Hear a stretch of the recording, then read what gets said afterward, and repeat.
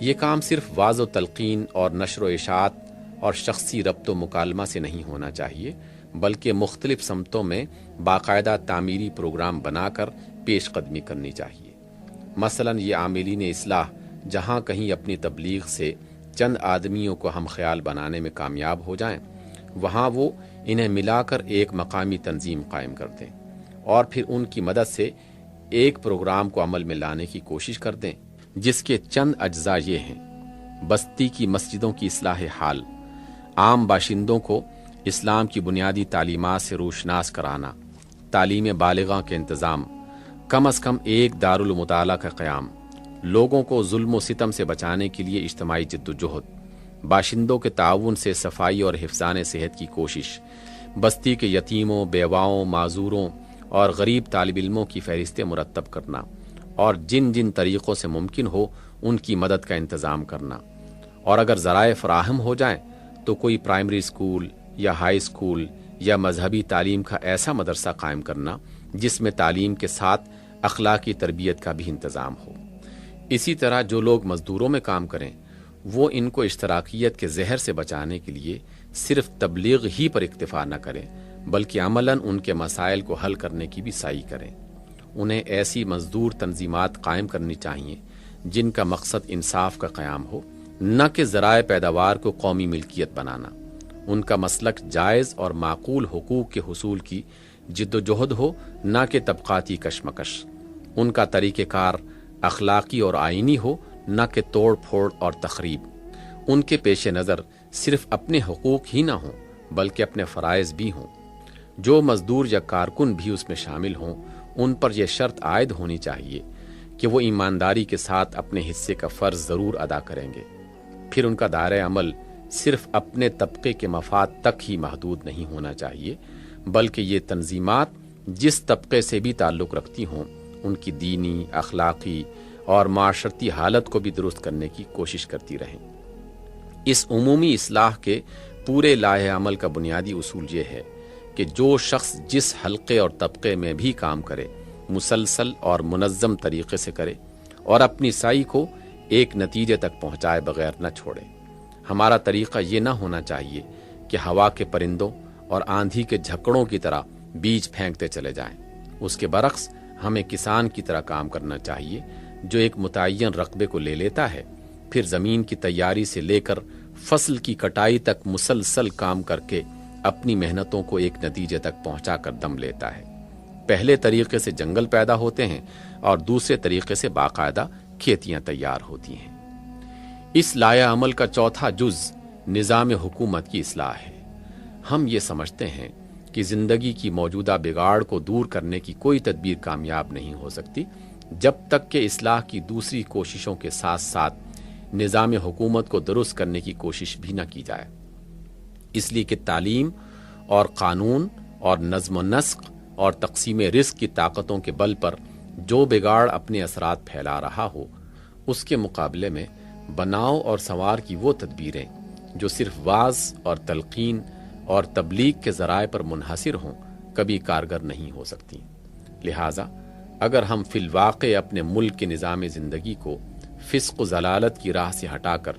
دین حق کی صراط مستقیم پر چلانا چاہتے ہیں تو ہمارے لیے ناگزیر ہے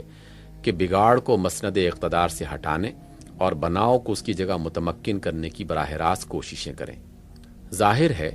کہ اگر اہل خیر و صلاح کے ہاتھ میں اقتدار ہو تو وہ تعلیم اور قانون اور نظم و نسق کی پالیسی کو تبدیل کر کے چند سال کے اندر وہ کچھ کر ڈالیں گے جو غیر سیاسی تدبیروں سے ایک صدی میں بھی نہیں ہو سکتا۔ یہ تبدیلی کس طرح ہو سکتی ہے؟ ایک جمہوری نظام میں اس کا راستہ صرف ایک ہے اور وہ ہے انتخابات کا راستہ۔ رائے عامہ کی تربیت کی جائے، عوام کے معیار انتخاب کو بدلا جائے، انتخاب کے طریقوں کی اصلاح کی جائے اور پھر ایسے صالح لوگوں کو اقتدار کے مقام پر پہنچایا جائے جو ملک کے نظام کو خالص اسلام کی بنیادوں پر تعمیر کرنے کا ارادہ بھی رکھتے ہوں اور قابلیت بھی۔ ہماری تشخیص یہ ہے کہ اس ملک کے سیاسی نظام کی خرابیوں کا بنیادی سبب یہاں کے طریق انتخاب کی خرابی ہے۔ جب انتخاب کا موسم آتا ہے تو منصب و جاہ کے خواہش مند لوگ اٹھ کھڑے ہوتے ہیں اور دوڑ دھوپ کر کے یا تو کسی پارٹی کا ٹکٹ حاصل کرتے ہیں یا آزاد امیدوار کی حیثیت سے اپنے لیے کوشش شروع کر دیتے ہیں۔ اس کوشش میں وہ کسی اخلاق اور کسی ضابطے کے پابند نہیں ہوتے۔ کسی جھوٹ، کسی فریب، کسی چال، کسی دباؤ اور کسی ناجائز سے ناجائز ہتھ کنڈے کے استعمال میں بھی ان کو دریغ نہیں ہوتا۔ جسے لالچ دیا جا سکتا ہے اس کا ووٹ لالچ سے خرید لیتے ہیں، جسے دھمکی سے مرعوب کیا جا سکتا ہے اسے مرعوب کر کے ووٹ حاصل کر لیتے ہیں، جسے دھوکہ دیا جا سکتا ہے اس کا ووٹ دھوکے سے لے لیتے ہیں، اور جس کو کسی تعصب کی بنا پر اپیل کیا جا سکتا ہے اس کا ووٹ تعصب کے نام پر مانگتے ہیں۔ اس گندے کھیل کے میدان میں قوم کے شریف عناصر اول تو اترتے ہی نہیں، اور بھولے بھٹکے اگر وہ کبھی اتر ہی آتے ہیں تو پہلے ہی قدم پر انہیں میدان چھوڑ دینا پڑتا ہے۔ مقابلہ صرف ان لوگوں کے درمیان رہ جاتا ہے جنہیں نہ خدا کا خوف ہو، نہ خلق کی شرم، اور نہ کوئی بازی کھیل جانے میں کسی طرح کا باک۔ پھر ان میں سے کامیاب ہو کر وہ نکلتا ہے جو سب جھوٹوں کو جھوٹ میں اور سب چال بازوں کو چال بازی میں شکست دے دے۔ رائے دینے والی پبلک جس کے ووٹوں سے یہ لوگ کامیاب ہوتے ہیں، نہ اصولوں کو جانچتی ہے، نہ پروگراموں کو پرکھتی ہے، نہ سیرتوں اور صلاحیتوں کو دیکھتی ہے۔ اس سے جو بھی زیادہ ووٹ جھپٹ لے جائے وہ بازی جیت لیتا ہے، بلکہ اب تو اس کے حقیقی ووٹوں کی اکثریت بھی کوئی چیز نہیں رہی ہے۔ کرائے پر ووٹ دینے والے جعلی ووٹر اور بددیانت پولنگ آفیسر اپنے ہاتھوں کے کرتب سے بارہا ان لوگوں کو شکست دے دیتے ہیں جن کو اصلی رائے دہندوں کی اکثریت کا اعتماد حاصل ہوتا ہے۔ بسا اوقات انتخابات کی نوبت بھی نہیں آنے پاتی، ایک بے ضمیر مجسٹریٹ کسی ذاتی دلچسپی کی بنیاد پر یا کسی کا اشارہ پا کر تمام امیدواروں کو بیک جنبش قلم میدان سے ہٹا دیتا ہے، اور منظور نظر آدمی بلا مقابلہ پورے حلقہ انتخاب کا نمائندہ بن جاتا ہے، خواہ واقعی نمائندہ ہو یا نہ ہو۔ ہر شخص جو بھی عقل رکھتا ہے ان حالات کو دیکھ کر خود یہ اندازہ کر سکتا ہے کہ جب تک یہ طریقے انتخاب جاری ہے کبھی قوم کے شریف اور نیک اور ایماندار آدمیوں کے ابھرنے کا امکان ہی نہیں ہے۔ اس طریقے کا تو مزاج ہی ایسا ہے کہ قوم کے بدتر سے بدتر عناصر چھٹ کر سطح پر آئیں، اور جس بد اخلاقی اور بد کرداری سے وہ انتخاب جیتتے ہیں اسی کی بنیاد پر وہ ملک کا انتظام چلائیں۔ یہ طریقے یکسر بدل دینے کے لائق ہیں۔ ان کے بجائے دوسرے کیا طریقے ہو سکتے ہیں جن کے ذریعے سے بہتر آدمی اوپر آ سکیں؟ ان کی ایک مختصر سی تشریح میں آپ کے سامنے پیش کرتا ہوں۔ آپ خود دیکھ لیں کہ آیا ان طریقوں سے نظام حکومت کی اصلاح کی توقع کی جا سکتی ہے یا نہیں۔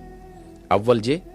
کہ انتخابات اصولوں کی بنیاد پر ہوں، نہ کہ شخصی یا علاقائی یا قبائلی مفادات کی بنیاد پر۔ دوم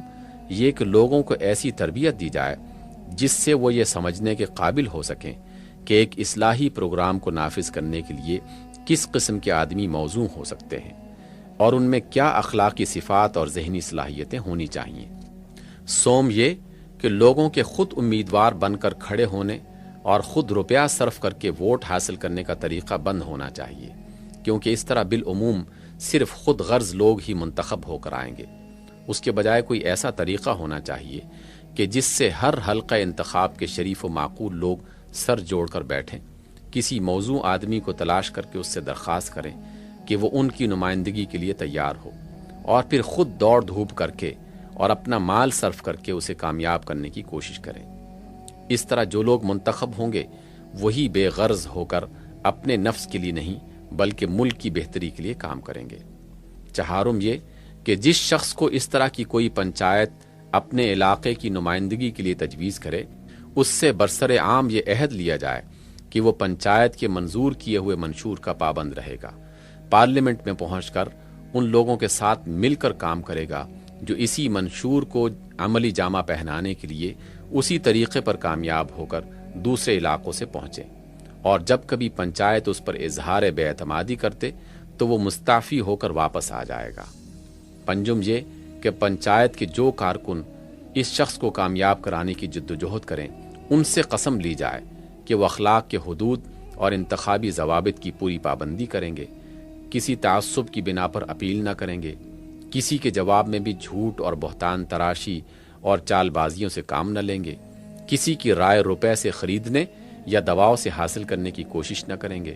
کوئی جعلی ووٹ نہ بھگتائیں گے، خواہ وہ جیتیں یا ہاریں۔ بہرحال شروع سے لے کر آخر تک پوری انتخابی جنگ صداقت اور دیانت کے ساتھ بالکل بااصول طریقوں سے لڑیں گے۔ میرا خیال یہ ہے کہ اس ملک کے انتخابات میں ان 5 طریقوں کو آزمایا جائے تو جمہوریت کو قریب قریب بالکل پاک کیا جا سکتا ہے اور بد کردار لوگوں کے لیے برسر اقتدار آنے کے دروازے بند کیے جا سکتے ہیں۔ یہ ضروری نہیں ہے کہ ان کے بہتر نتائج پہلے ہی قدم پر ظاہر ہو جائیں، لیکن اگر اس رخ پر ایک دفعہ انتخابات کو ڈال دیا جائے تو جمہوریت کا مزاج یکسر تبدیل کیا جا سکتا ہے۔ ممکن ہے کہ ان طریقوں سے نظام حکومت کی واقعی تبدیلی میں 25-30 سال صرف ہو جائیں یا اس سے بھی زیادہ، مگر میں سمجھتا ہوں کہ تبدیلی کا صحیح راستہ یہی ہے، اور جو تبدیلی اس طریقے سے ہوگی وہ انشاءاللہ پائیدار اور مستحکم ہوگی۔ حضرات، میں نے اس تقریر میں مرض اور اسباب مرض کی پوری تشخیص و تشریح آپ کے سامنے رکھ دی ہے، طریقے علاج بھی بیان کر دیا ہے اور وہ مقصد بھی پیش کر دیا ہے جس کے لیے ہم علاج کی یہ کوشش کرنا چاہتے ہیں۔ اس کے بعد یہ رائے قائم کرنا آپ کا اپنا کام ہے کہ میری باتیں کہاں تک قابل قبول ہیں۔